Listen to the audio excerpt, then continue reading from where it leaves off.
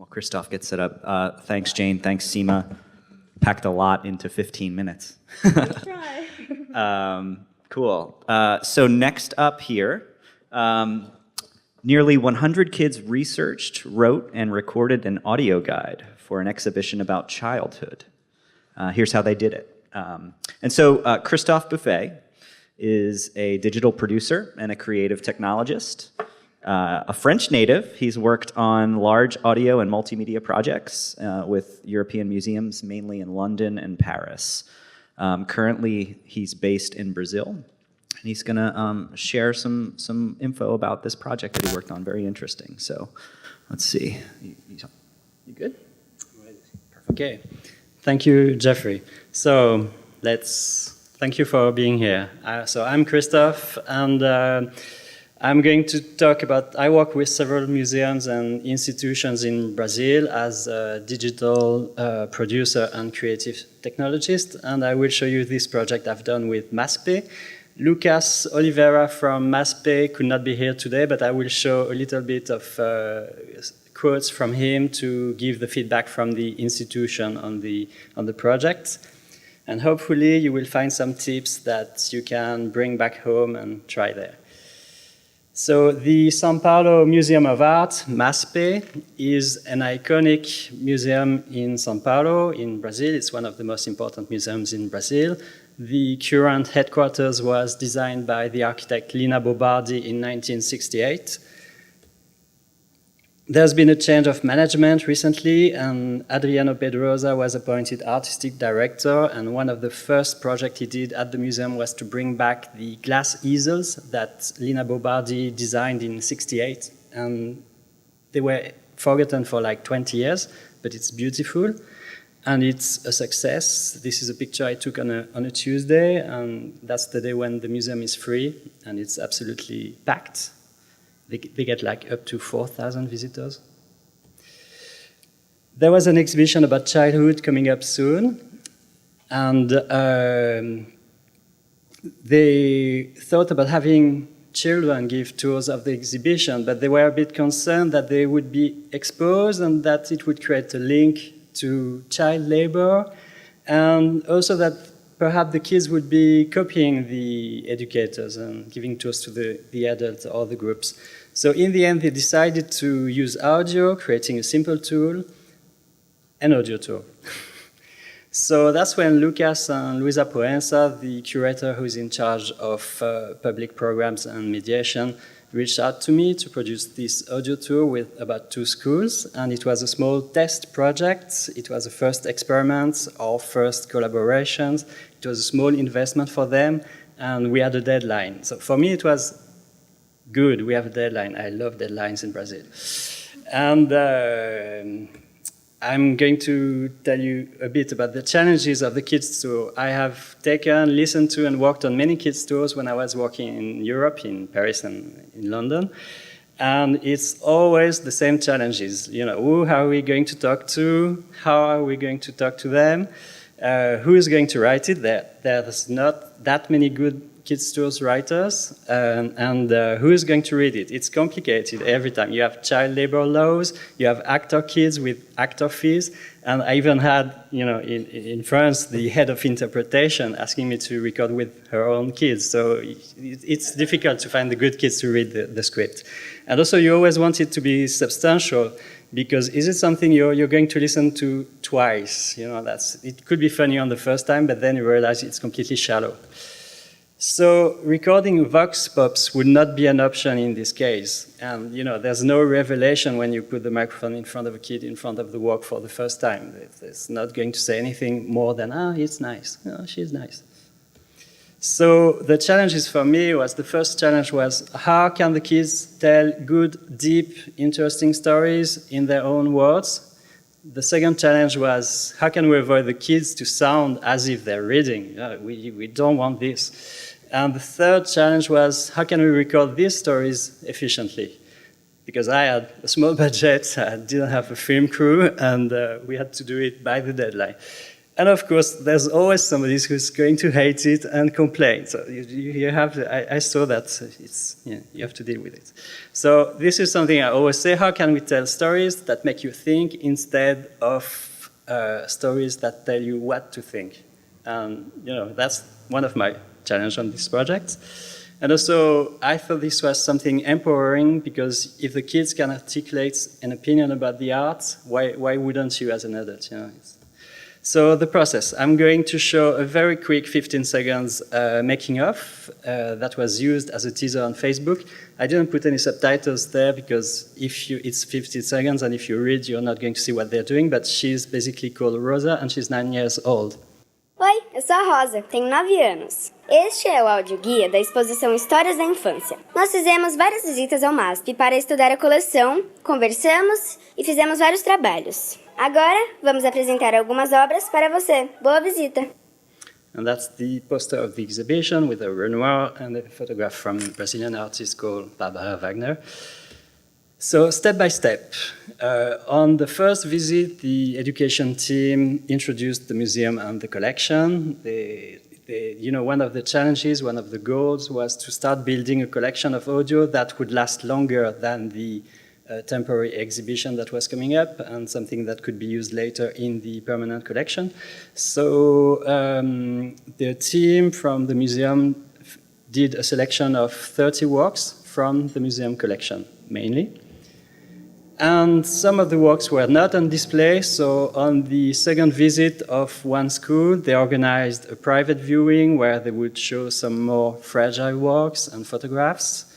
So it was like VIP treatment for the kids. They loved it.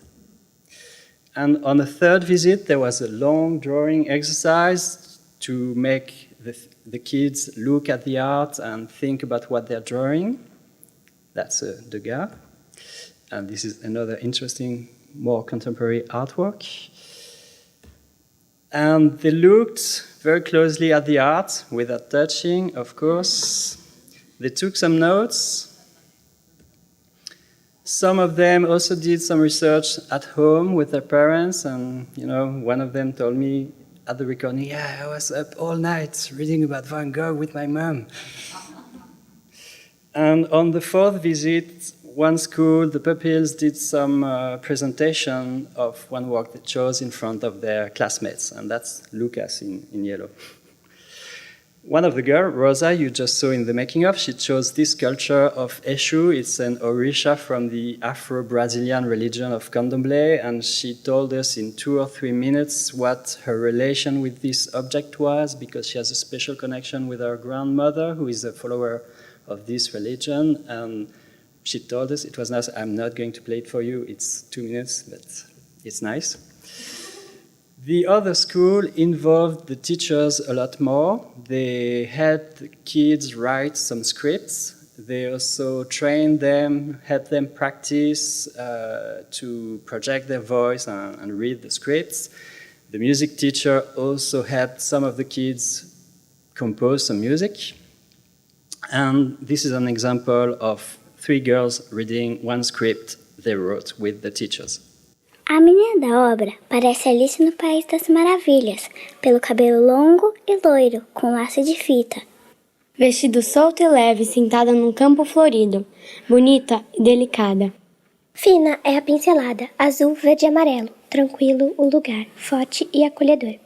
Agora, por saber, quem olha quem? A menina? O pintor? Ou você, espectador? Yeah, that's them. And you can see the Brazilian music instruments in the background, and I speak a little bit more about where we did the recording. So once the kids had got the script out of the way and recorded it, we started recording more some kind of conversation with them, asking a few questions. Why did you choose this work? What do you like about this work? And we also quickly moved on to questions when the kids had difficulties reading the script, because it did not matter if you tried twice or 3 times. If it didn't work, we moved on to questions.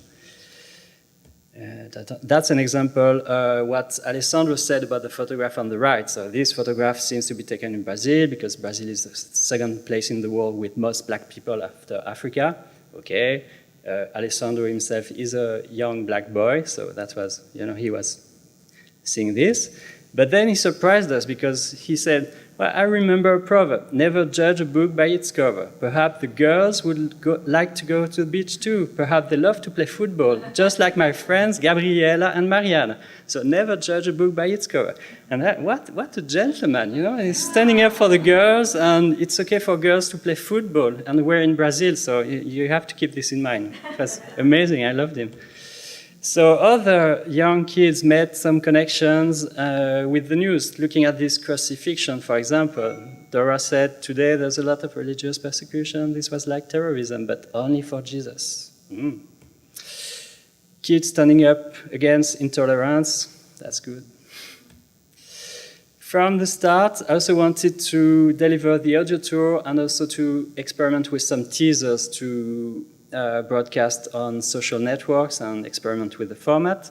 So every time the museum says, we don't have a strategy, we don't know what to do, I show this little diagram because I think that's really interesting. You're producing content, so you're broadcasting it on several channels, and perhaps you can make an evaluation, qualitative, quantitative, and this will feed your strategy. I like this drawing. So we published the content on SoundCloud. We also published teasers such as this one on Facebook. A gente achou que ela tá, tipo, meio desconfiada. Será que esse menino vai me enforcar? Porque parece que ela tá, tipo, pegando essa parte, tipo, na parte, tipo, da cordas vocais, pegando por aqui, assim. So this was a success on Facebook. And we also used these teasers on Instagram, and I really like this little one, Azantewa. She said... Essa obra foi a que mais me tocou. Ela é uma obra muito bonita, delicada, e você consegue ver que o artista, ele usa vários toques diferentes. Elas são muito bonitas, o artista está de parabéns. She's talking to Renoir, yeah, that's good. So a few tips and takeaways. I have like 1 minute left.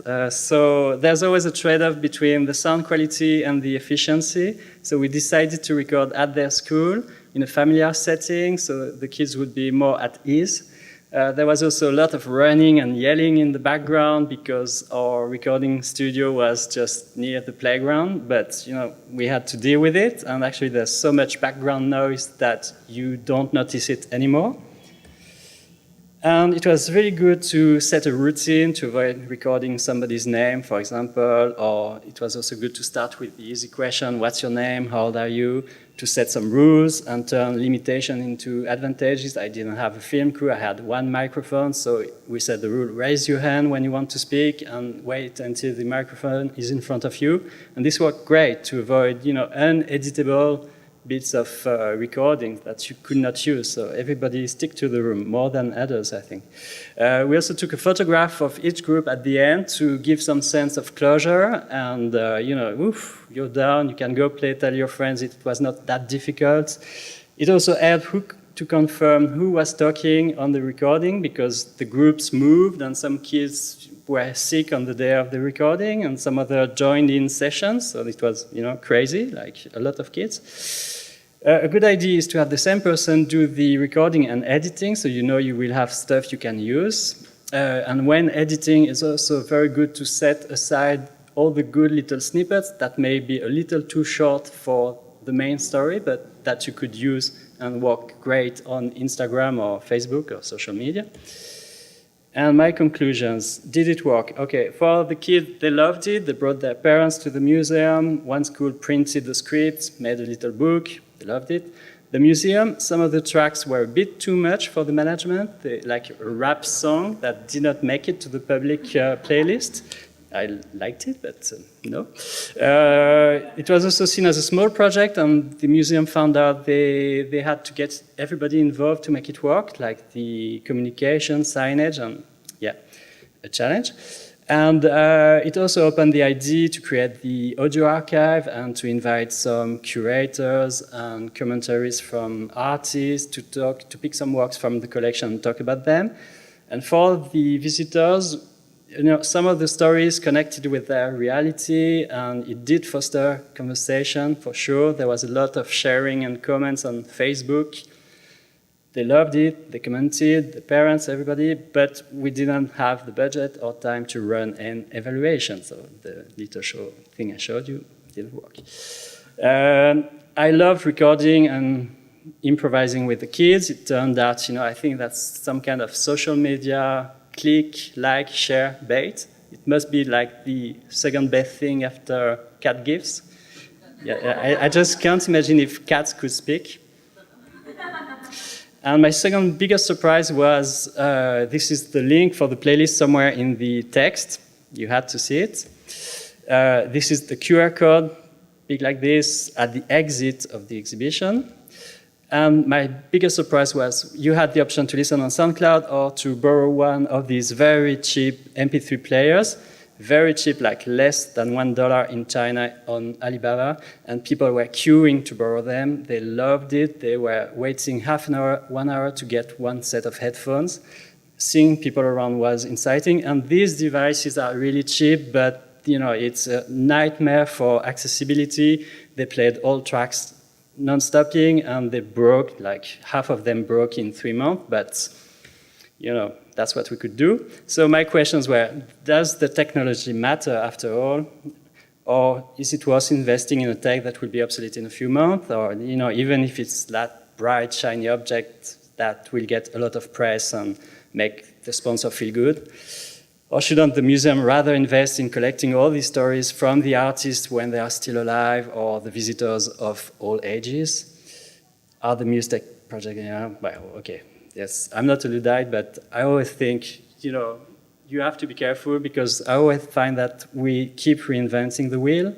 So the next step for me, I'm not too sure for the museum, but the next step for me is following what's happening in the field. And, the SF MoMA, they had this press release where they say we want people to keep their phone in their pocket.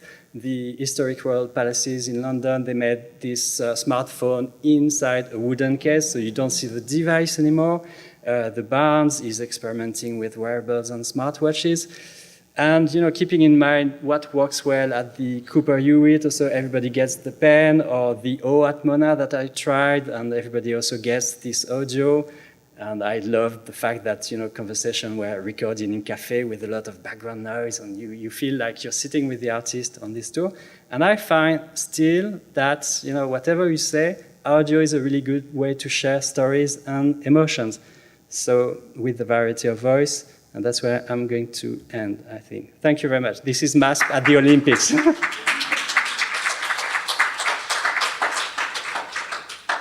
Awesome, great work, Christophe. Thanks everybody for starting their day with us. I'm Jane and Christophe will probably hang out for a couple minutes if you have questions. Otherwise, enjoy the day, guys. How are you? Good, how are you? That's very adorable. Yeah, So, nice. I'd like to work on projects of your scale, but Brazil. what I was going to say is, I agree that audio is the only storytelling, but don't you find it isolating when you're at the museum? Like, because you put the headphones on. Yeah, of course. Yeah. So that's sort of like, how do you make it work? But What we found out is many people are listening to it at home, yes, or that's on the the way, thing, or that- they're listening to it on Facebook. and they're so funny. I mean, they're so insightful. People are sharing it. First of all, I know the terrible pressure of trying to do case study results in 15 minutes. But no that questions? was rich. No, it was wonderful. Oh, great. Thank you. Hi, are you presenting? I'm chairing this next time. Okay, so here are, yes, so sit somewhere else. I trust that you. Okay, perfect. And then I'm not sure how you had like the mathematics of it.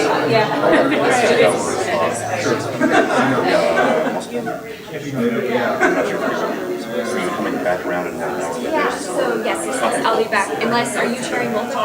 Yeah, I'm sure. So I'm sharing our block. And these three guys. Right, the next one's at Okay. Yeah, that'll be straight transition. That's okay, that is perfect. Give it to you, or is it easier if I come back down? Well, thank you. Let me Thank you. in the back. I'm just gonna grab the Hi. answers. Thank you. Nice to meet you. Another project for you.